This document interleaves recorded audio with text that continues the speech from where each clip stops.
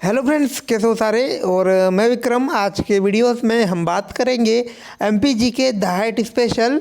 तो बहुत ही ज़्यादा इंपॉर्टेंट है गाइस ये क्वेश्चन, और सभी इजी क्वेश्चन है जो आपके डाइट एग्ज़ाम में आ सकते हैं। तो बहुत ही इंपॉर्टेंट है गाइस सारे क्वेश्चन। तो लगभग हमारे पास 25 क्वेश्चन हैं जिन्हें आज हम डिस्कस करने वाले हैं। तो सभी क्वेश्चन बहुत ही ज़्यादा इंपॉर्टेंट है गाइस ये। तो स्टार्ट करते हैं। क्वेश्चन फर्स्ट जो हमारा है कि मध्य प्रदेश के किस जिले में सबसे अधिक वन पाया जाता है। ऑप्शन है बालाघाट, मंडला, शाजापुर या रायसेन। तो ये है गाइस हमारा बालाघाट।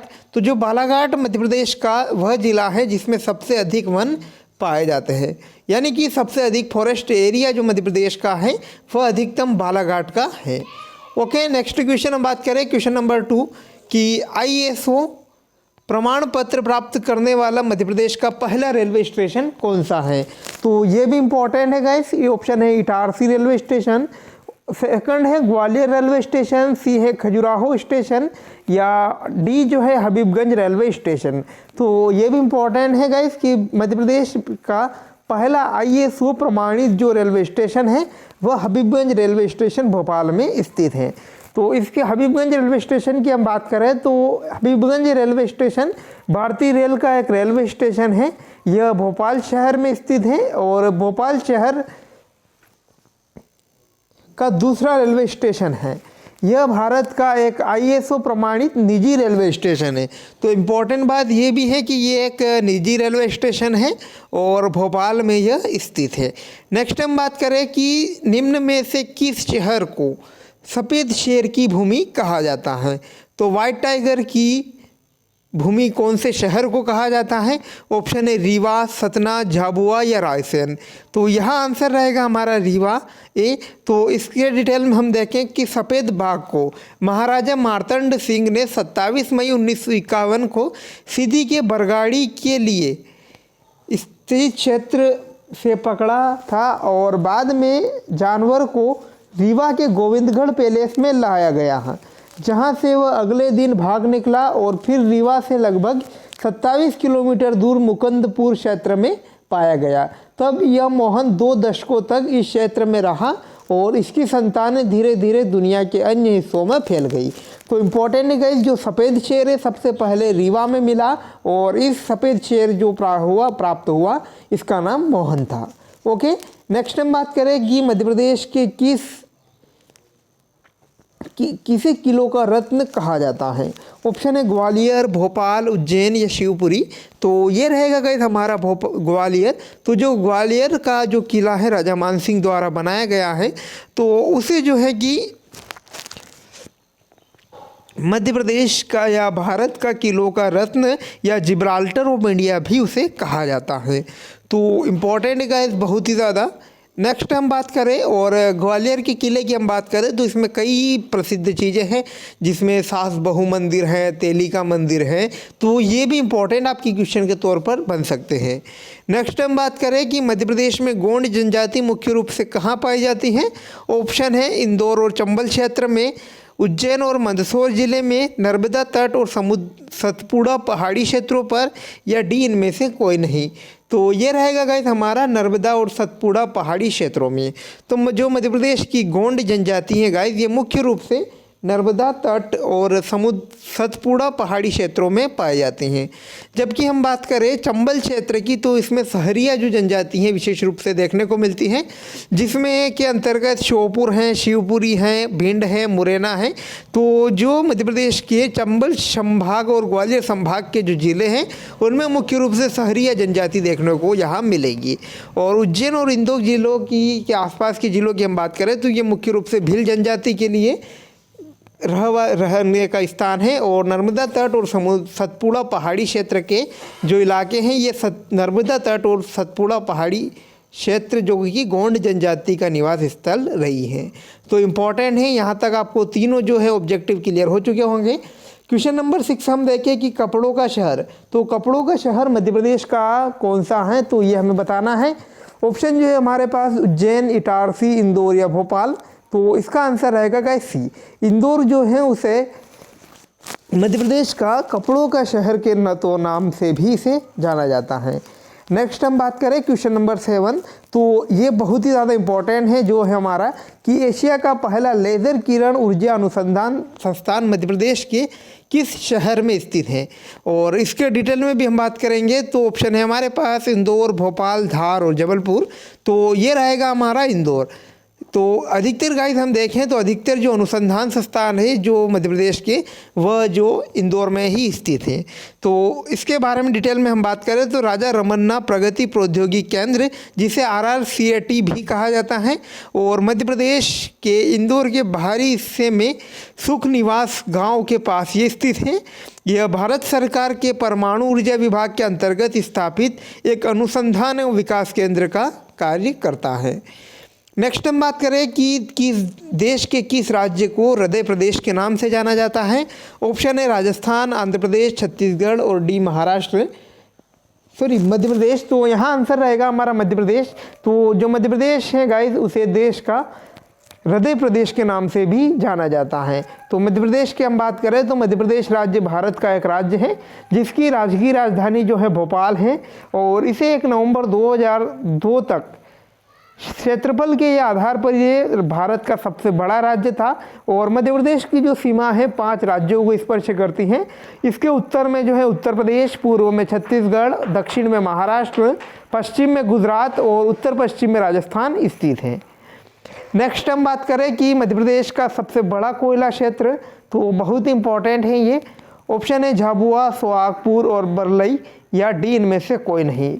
तो सोहागपुर इसका आंसर रहेगा, सोहागपुर जो कि बालाघाट जिले के अंतर्गत आता है। तो यहाँ मध्य प्रदेश का सबसे बड़ा कोयला क्षेत्र है, और शहडोल जिले के अंतर्गत जो आता है सोहागपुर। तो इम्पॉर्टेंट है ये। और बरलई यहाँ पर ऑप्शन में दिया हुआ है, तो ये भी आपको जान लेना बेहद ज़रूरी है कि यहाँ पर मध्य प्रदेश की प्रथम जो शुगर मिल स्थापित की गई थी। तो दोनों ही इम्पॉर्टेंट। नेक्स्ट हम बात करें कि मध्य प्रदेश का सबसे बड़ा रेलवे जंक्शन कौन सा है। तो इम्पॉर्टेंट है ये भी। ऑप्शन है इटारसी, नागदा, जबलपुर या भोपाल। तो आंसर है इटारसी। इटारसी जो कि होशंगाबाद जिले के अंतर्गत आती है। तो इटारसी जंक्शन रेलवे स्टेशन जो कि है, तो भारतीय रेल का एक रेलवे स्टेशन है, ये इटारसी शहर में स्थित है। यह भारत के महत्वपूर्ण रेलवे स्टेशनों में से एक है, और यह पश्चिमी मध्य रेलवे जोन के अंतर्गत आता है। तो इम्पॉर्टेंट है ये। इसके बाद मध्य प्रदेश की सबसे लंबी नदी कौन सी है। तो ऑप्शन है शिप्रा, नर्मदा, बेतवा या चंबल। तो ये रहेगा आंसर हमारा नर्मदा। नर्मदा जो है गाइस मध्य प्रदेश की सबसे लंबी नदी है, और जिसकी लंबाई है 1312 किलोमीटर। और नर्मदा को मध्य प्रदेश की जीवन रेखा कहा जाता है। इसकी उत्पत्ति जो मैकल पर्वत के अमरकंटक शिखर से हुई है। बता दें कि ये पूर्व से पश्चिम की ओर बहती हैं और खब्बात की खाड़ी में गिरती हैं। नर्मदा भारत के अंतर्गत बहने वाली तीसरी सबसे लंबी नदी है। तो ये भी इम्पोर्टेंट है। इसके बाद मध्य प्रदेश की प्रथम महिला राज्यपाल, तो इम्पॉर्टेंट क्वेश्चन है। ऑप्शन है सुश्री सरला अग्रवाल, सुश्री उमा भारती, सुश्री नर्मदा देवी या इनमें से कोई नहीं। तो आंसर है हमारा ए, सुश्री सरला अग्रवाल। तो जो सुश्री सरला अग्रवाल जो है गाइस मध्य प्रदेश की प्रथम महिला राज्यपाल है। और मध्य प्रदेश की प्रथम महिला मुख्यमंत्री की हम बात करें तो ये है उमा भारती। तो सुश्री उमा भारती जो है मध्य प्रदेश की प्रथम महिला मुख्यमंत्री हैं। तो सरला अग्रवाल जो है, सुश्री सरला अग्रवाल 1952 बैच की भारतीय प्रशासनिक सेवा की IAS अधिकारी हैं। वे 1989 से 1990 में मध्य प्रदेश की राज्यपाल भी रही। साथ ही में वह पूर्व प्रधानमंत्री श्री राजीव गांधी की प्रधान सचिव भी रही हैं। नेक्स्ट हम बात करें कि निम्न में से किस राज्य में राष्ट्रीय उद्यानों की संख्या सबसे अधिक है। ऑप्शन है महाराष्ट्र, उत्तर प्रदेश, मध्य प्रदेश या कर्नाटक। तो आंसर है इसका मध्य प्रदेश। मध्य प्रदेश में जो है गाइस भारत के सबसे अधिक राष्ट्रीय उद्यान और वन्य जीव अभ्यारण्य हैं। ओके, नेक्स्ट हम बात करें कि मध्य प्रदेश में प्रथम ग्राम न्यायालय कहाँ स्थापित किया गया। तो सॉरी गाइस, यहाँ पर आंसर जो है थोड़ा रॉन्ग दिया हुआ है। ऑप्शन है उज्जैन, नीमच, इंदौर या भोपाल। तो ये रहेगा हमारा नीमच।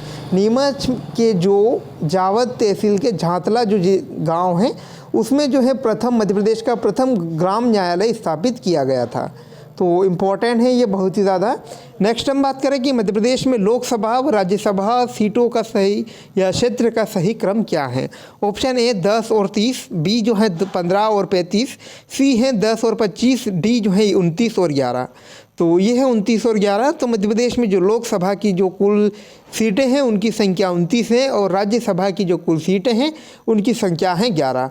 तो दोनों ही इंपॉर्टेंट हैं। इसके बाद नेक्स्ट है, मध्य प्रदेश के किस विश्वविद्यालय को यूनेस्को द्वारा मेगा यूनिवर्सिटी का दर्जा दिया गया।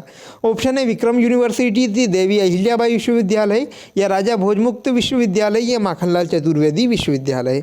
तो इसका आंसर है बी सी आंसर रहेगा इसका, राजा भोजमुक्त विश्वविद्यालय।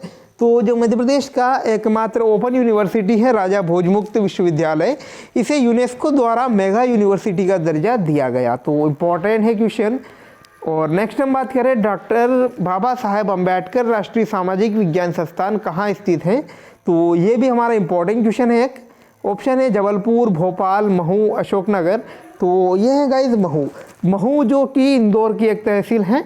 यहाँ पर जो है डॉक्टर बाबा साहब अम्बेडकर की जन्मस्थली के नाम से भी इसे या यहीं पर है। जो बाबा भीमराव अम्बेडकर थे उनका जन्म स्थल यही है। तो बाबा भीमराव अम्बेडकर की पुण्य स्मृति व उनके सम्मान में मध्य प्रदेश शासन द्वारा 14 नवंबर 1988 को इस संस्थान की स्थापना उनकी जन्मस्थली महू, जिला इंदौर में की गई थी। नेक्स्ट हम बात करें कि मध्य प्रदेश के किस विश्वविद्यालय ने विदेशी विश्वविद्यालय के साथ अनुसंधान के लिए सहमति दी है। तो ऑप्शन है दुर्गावती विश्वविद्यालय, हरि सिंह गौर विश्वविद्यालय, या DAVV या JNKVV। तो ये है DAVV यानी कि देवी अहिल्याबाई विश्वविद्यालय। तो जो देवी अहिल्याबाई विश्वविद्यालय जो है उसने विदेशी विश्वविद्यालय के साथ अनुसंधान के लिए सहमति दी है। नेक्स्ट हम बात करें कि माध्यमिक शिक्षा मंडल का कार्यालय कहाँ पर है। ऑप्शन है अशोकनगर, भोपाल, मंदसौर, या झाबुआ। तो झाबुआ, तो यहाँ आंसर रहेगा हमारा भोपाल। तो जो माध्यमिक शिक्षा मंडल जो है उसका जो कार्यालय है ये भोपाल में स्थित है। नेक्स्ट हम बात करें मध्य प्रदेश का पहला पत्रकारिता महाविद्यालय कहाँ पर स्थित है। ऑप्शन है उज्जैन, भोपाल, मंदसौर, या इंदौर। तो ये रहेगा हमारा इंदौर में जो है मध्य प्रदेश का पहला पत्रकारिता महाविद्यालय स्थित है। तो गाइज आज की वीडियो में इतना ही और मिलते हैं ऐसी नई वीडियोस के साथ। तब तक धन्यवाद। और आप चैनल को सब्सक्राइब कर लो ताकि कोई भी नई वीडियोस रहे तो उसे आप मिस न कर पाएँ। Thanks for watching guys.